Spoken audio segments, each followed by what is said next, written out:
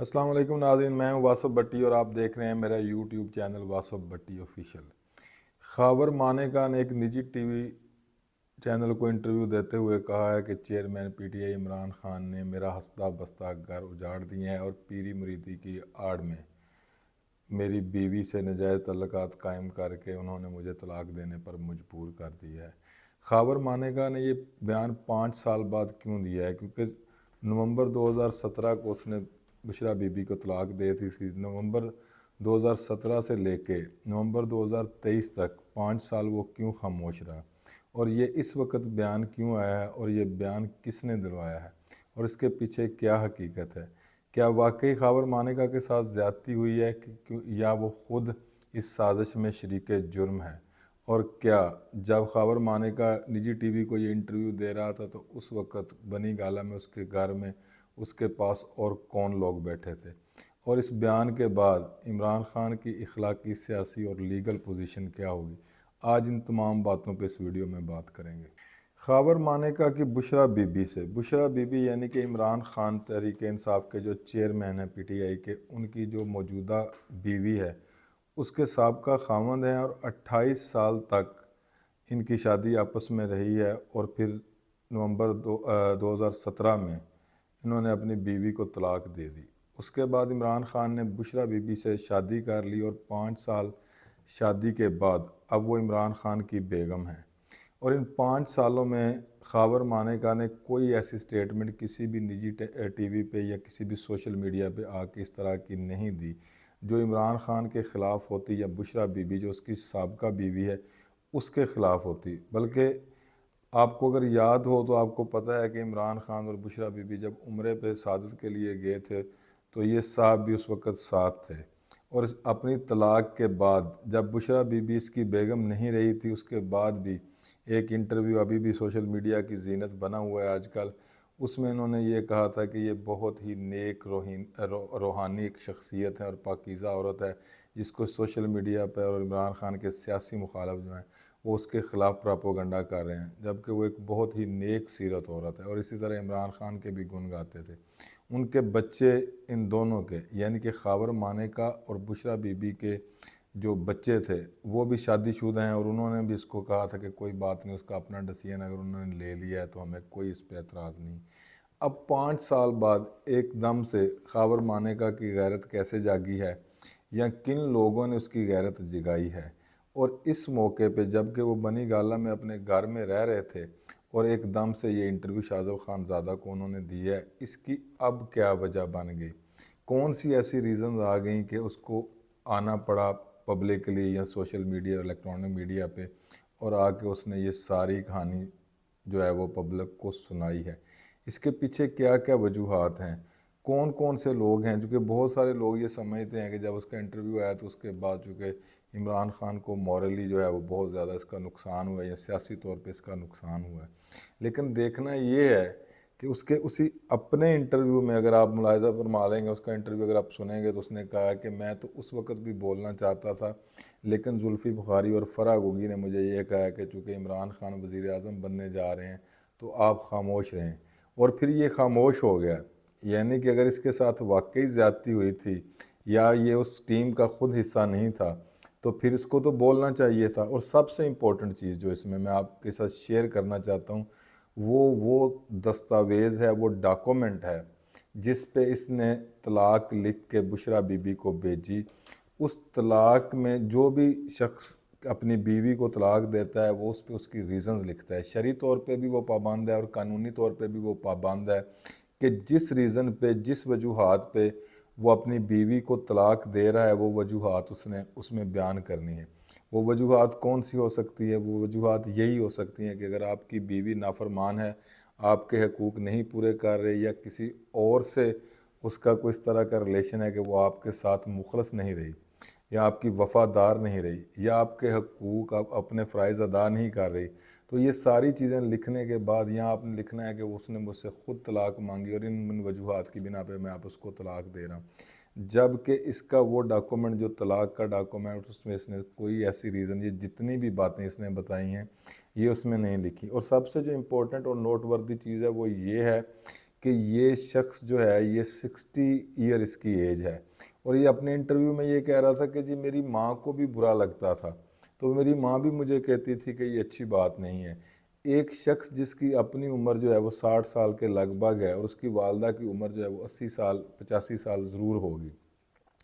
تو ایک 85 سال کی بوڑھی عورت جو ہے اس کا یہ نام لے رہا ہے کہ وہ مجھے کہتی تھی، یعنی کہ جیسے یہ ایک بڑا کوئی معصوم بچہ ہوتا ہے اور اس کو خود نہیں پتہ تھا کہ یہ کیا ہو رہا ہے۔ اور اس وقت تو پورے ٹنیور کے اندر 2018 سے لے کے جتنا بھی ٹنیور رہا ہے عمران خان کا، اس میں اس نے بہترین جگہ پہ اپنی پوسٹنگ کروائی ہیں اور بہترین جو ہے وہ پروٹوکول انجوائے کرتا رہا ہے۔ اس وقت تو اس نے کوئی ایسی بات نہیں کی تھی،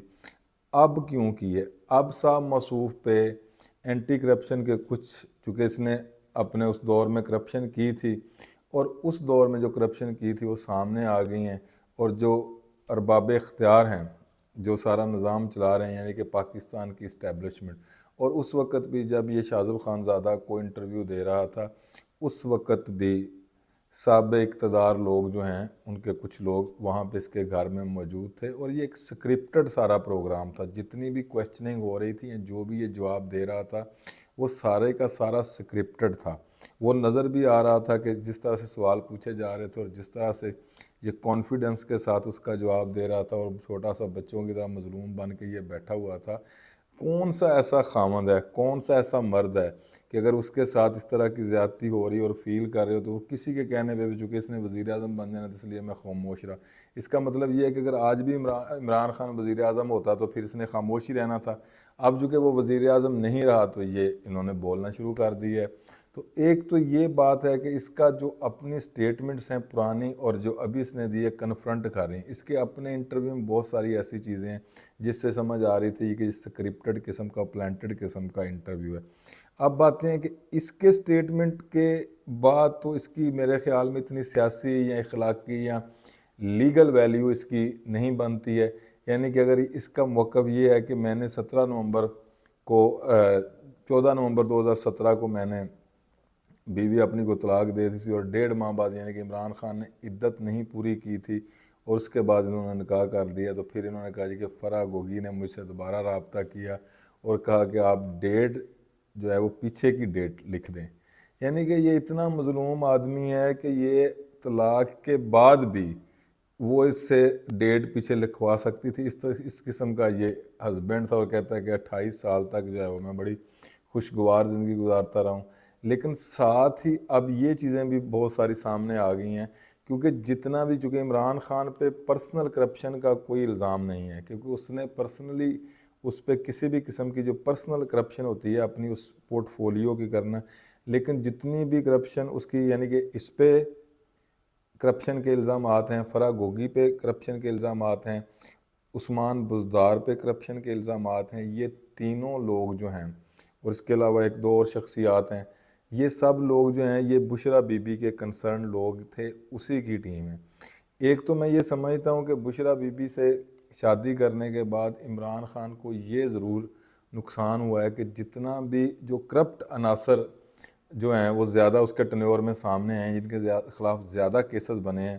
وہ سارے ہی وہ لوگ ہیں یہ جو بشرا بی بی کے ریلیٹڈ لوگ تھے۔ ایک تو موریلی بھی میں سمجھتا ہوں کہ عمران خان کو اس شادی کا پہلے بھی نقصان ہوا تھا، اور اب اسی کے آفٹر شاکس جو ہیں اس کو آ رہے ہیں، اور سیاسی طور پہ میں اس لیے سمجھتا ہوں کہ اگر یہ کام وہ نہ کرتا تو یہ کرپشن کے ایلیگیشن بھی اس پہ نہیں لگنے تھے،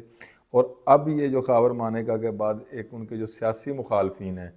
ان کو جو یہ سارا ایک مواد پرووائڈ ہوا ہے وہ بھی بشرا بی بی اور ان کے جو انٹر کنیکٹڈ جتنے بھی لوگ ہیں ان کی وجہ سے ہوئے۔ اب لیگل پوزیشن یہ ہے کہ مفتی سعید صاحب نے بعد میں جو ہے جب ان کا 3 ماہ کا اس کا عدت کا ٹنیور پورا ہو چکا تھا اس کے بعد انہوں نے دوبارہ سے نکاح پڑھا دیا تھا، تو میرا خیال یہ ہے کہ لیگلی تو اتنا یہ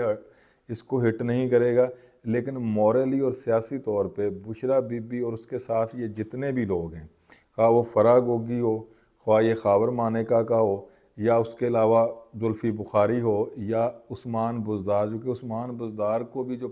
چیف منسٹر پنجاب کا بنایا گیا تھا وہ بھی بشرا بی بی کی ریکمنڈیشن پہ بنایا گیا تھا۔ یہ سارے وہ لوگ ہیں جن پہ سب سے زیادہ کرپشن کے ایلیگیشن ہے، باقی لوگوں پہ اتنے زیادہ ایلیگیشن نہیں تھے۔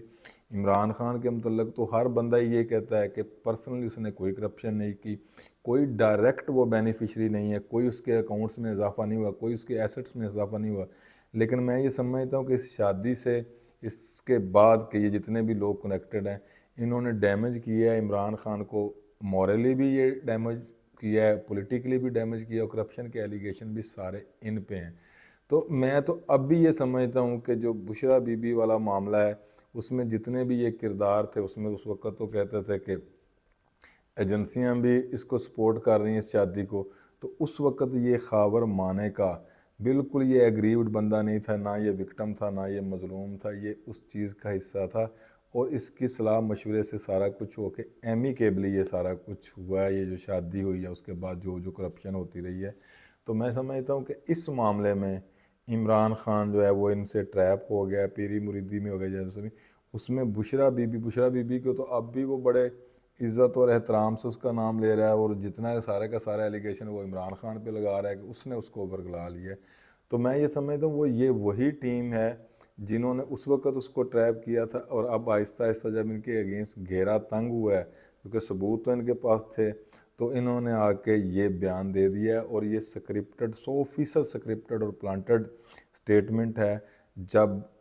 اب ایک پریشانی بنی ہوئی ہے لیگل بھی چیزوں کی اور سیاسی چیزوں کی بھی عمران خان کو، یا اس کے جو بڑے عہدیدار ہیں، جو پی ٹی آئی کے بڑے لیڈر ہیں، تو اس وقت اس کا یہ بیان، اس ٹائمنگ اس کی جو ہے وہ اس سٹیٹمنٹ کو جو ہے وہ مشکوک کرتی ہے۔